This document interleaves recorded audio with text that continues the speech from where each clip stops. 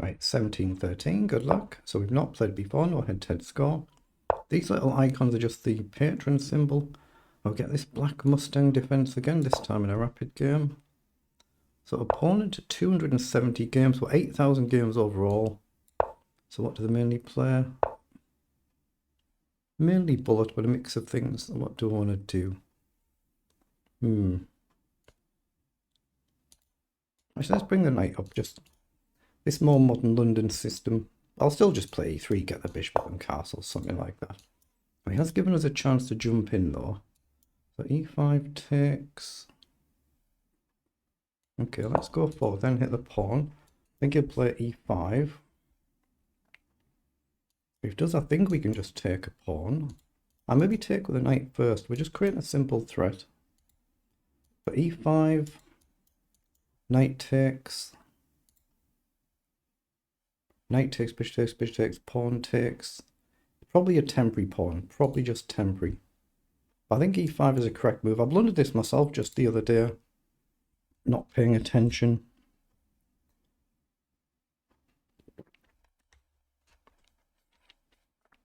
But amateur level games are still perfectly fine to play on, of course.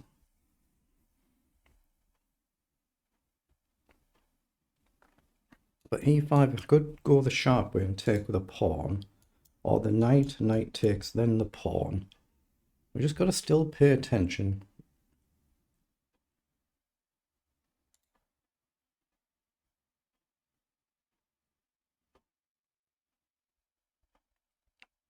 I mean, worst case, he can just develop, allow us to take, get the rook, and then get the knight trapped, and you know, you still play on, It's just up to our opponent.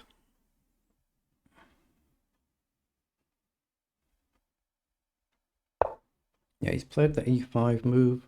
So knight takes or pawn takes. I don't really want to take with the bishop. We want to keep pressure on here. Knight takes, then pawn takes. You can play c6. I don't think there's a trick there. Not without a risky sacrifice. So knight, bishop, pawn. There's c6 then, just kick us back. It might be just a temporary pawn. So going with the pawn immediately is the more attacking move, because then you're not going to play knight takes. Then we're threatening to push. So say here, one knight up. Yeah, let's do that. Let's just go with the pawn. If bishop up, either knight can jump across and maybe attack the bishop and the knight. But I guess knight takes. It might turn out to just be a simple temporary pawn. That might be all it is. Bishop here, maybe we've got knight here as well. So this one could be the one that drops back.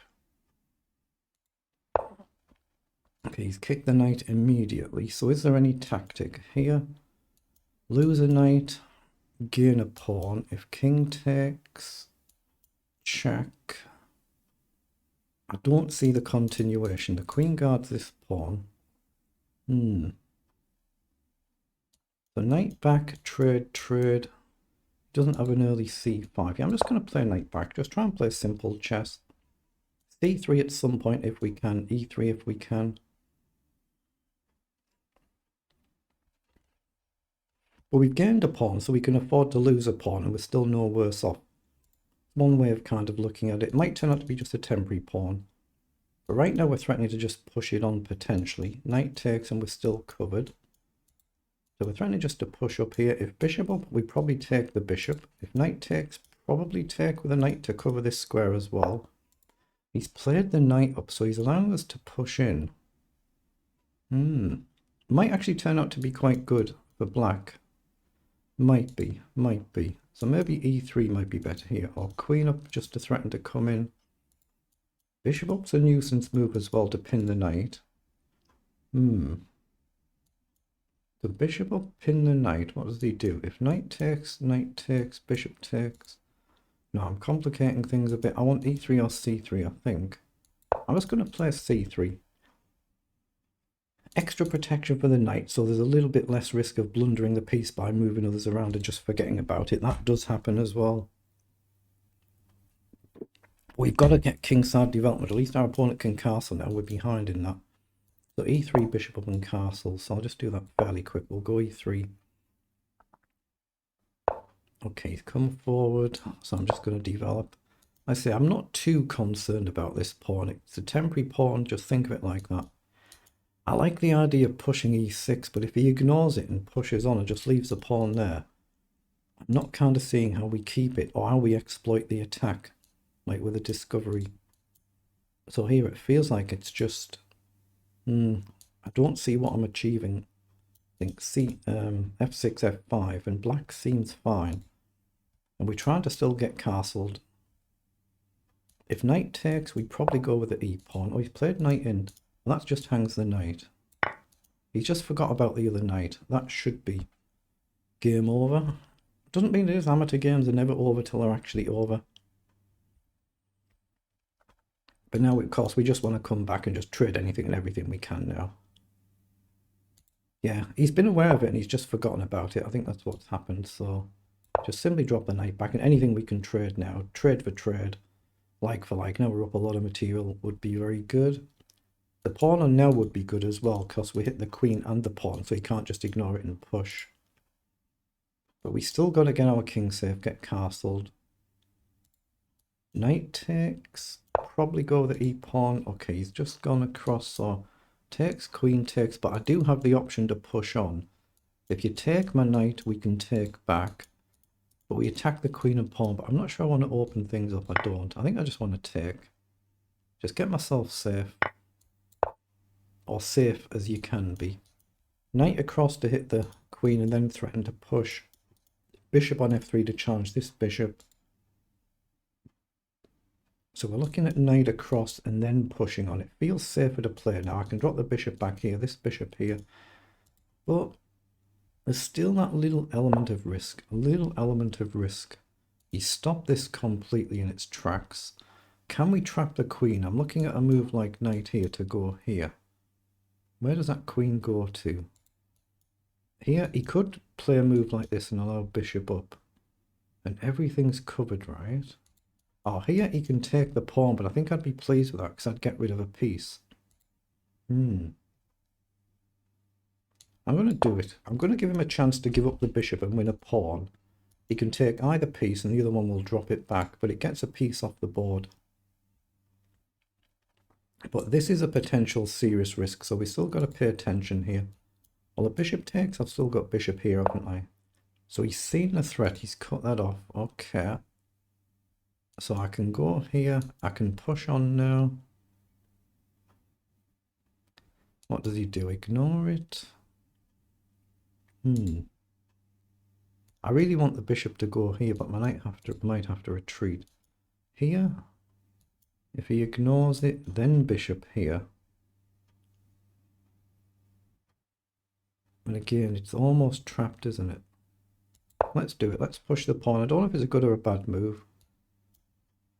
If he takes, it just breaks the structure up, but I'm going to play a bishop here, I think, to try and hit the queen and pawn. He might be fine. It might be just a free pawn I've given him. Actually, it is, isn't it? Why did I do that? He can just take, can't he? I'm confusing myself. And bishop here opens this risk up. Because bishop here, he can just safely drop back. I missed that. Oops. Yeah, and I can't take back. I'm going a little bit wrong here. This knight's a bit loose. Okay, I'm committed now, so I'll play here anywhere. And I'll maybe play queen here, put pressure on the pawn. But if I lose one of these pieces, then suddenly it's back game on again. Suddenly back game on again. Let's go here and hit this pawn, threaten to take and check. But if he goes here now... Actually, have I just rushed too quickly there? I'm losing one of my pieces, aren't I? I've blundered the game back. Oh, that's not good. I'll have to take the pawn. He can take... We can maybe play knight in, hit the queen and the rook. So down, take, knight in, hit the queen and the rook. There's no immediate threat. So he's gone for it, but I'm committed to this. I have to do it. I have to play this.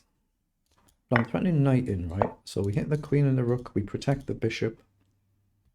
But boy, I'm on the brink of blundering this one away. I've not paid attention well enough there.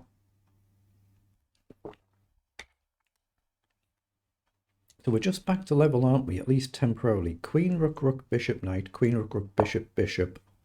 But we're going to win an exchange back. And then a pawn, I hope. So take there. Now I think I take this and then this, but once this opens up, that's a problem. If I take here and he takes, that's worse though, right? So let's take here. It can activate a rook for us maybe, or we can try and grab this pawn. But once this scope opens up, that's really dangerous. We could have actually blundered this one. We could have done. Well, that would be criminal if I've blundered this game away. Although if he plays rook takes, maybe rook across, and I'm threatening a back rank check. If he has to block with a rook, that would be terrific for us. So if he grabs a pawn now, rook across, yeah. I've gained early material and I've just taken it a bit too slack and I've not focused. I'm still better, but I've got to concentrate. So if I go here, say queen down, my bishop is still protected, but I'm threatening this back rank check. But he could block it with the bishop, I guess. I guess he could. So if I take this pawn, queen down, I'm then threatening queen up to charge the queen, and there's no immediate tactic, is there? I don't see it, so I'm going to take, but this is the big danger. But queen here now, I think I've got queen up to hit the queen, protect my bishop, and I don't see the sacrifice. Queen takes would be covered. But if this rook lands up on this file, we're in trouble. We could be in trouble. Yeah, that's the danger move. That's what he's opened up there. Now, I've still got this move, and I've got this, or I can... Actually, I can't even take. What am I doing? What the heck have I done here? I think I have to take. I don't like this one little bit now. Okay, he's played it, but I thought I had queen here. This was the move I was relying on to protect this, because if he takes the queen, my queen covers it. Okay, but he's going to get this, and he's got this. I've just blundered it completely.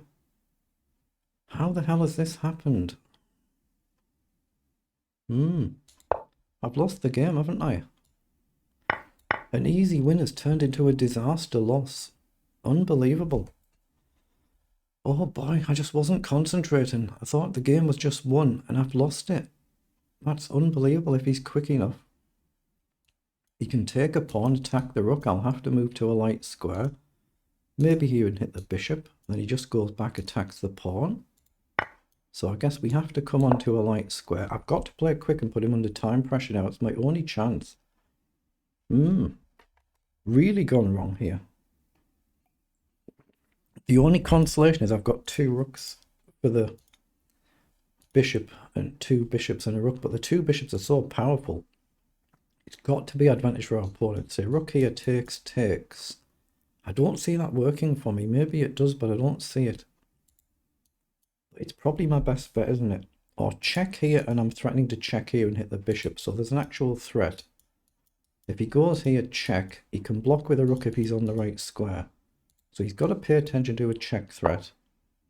And he's missed it. I think he's blundered the game back. Check, he has to step up. Check, we win the bishop. Oh boy, have we been lucky again. I played this so slack, haven't I? Unbelievable. But he's going to still get a pawn. He'll still have 2 versus 1. But we should win the bishop. Ooh, what on earth do I do now? Okay, he's going to get this. We need to get this. But can I go here now as he moved too quickly? He can't take us because we win this bishop. And if we can just turn this into 1 pawn, it's a lot easier to defend. Not easy, but a lot easier. We do have 3 of our own we can start to run. But boy, this has been really slack here. Now here, if he takes, I think I've got rook across, and if the bishop moves, I think I win the last pawn. So I think this is good. If we get this, especially with a check, then it should be cleanly winning, yeah. But boy, having been really well up in the opening, I've blundered this so badly. Just not paying attention. So I can actually check here and force the rook off, but I won't win the pawn. So it's got to be right to take the pawn. Got to be right to take. I can give up the exchange now, and I'm 3 pawns up, so that's good. I can pin the bishop maybe.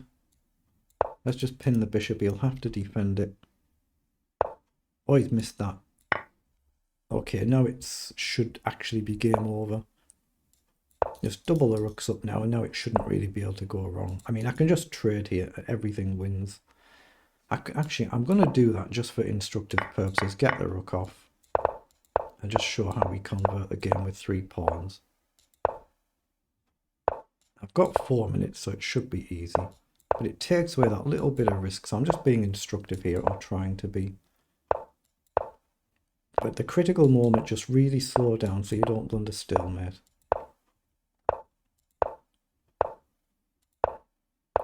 And this is the point where we need to just focus and slow down now.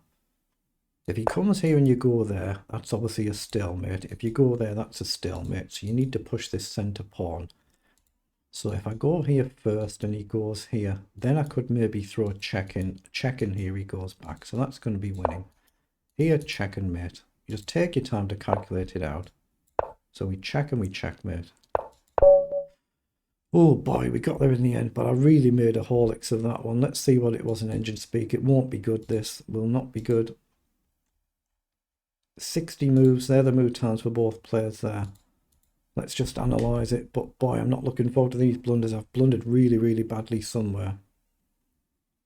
At least I've converted the endgame. I just got the rooks off just to be instructive there. Just to show 3 pawns against none, you should be winning. As long as you just pay attention to them stalemate risks. But let's just see, there it is. There it is. So overall, we've played a pretty decent game overall, but we've just got a really bad blunder that really could have cost us. But we're actually still better. It's basically just blundered it back to level. Also, it's not bad. 95 and 90 on the accuracy. There's only a small number of moves for each of us that are not best moves. But when the moves that we've played are not good, they're really not good. It's just that there's not many of them.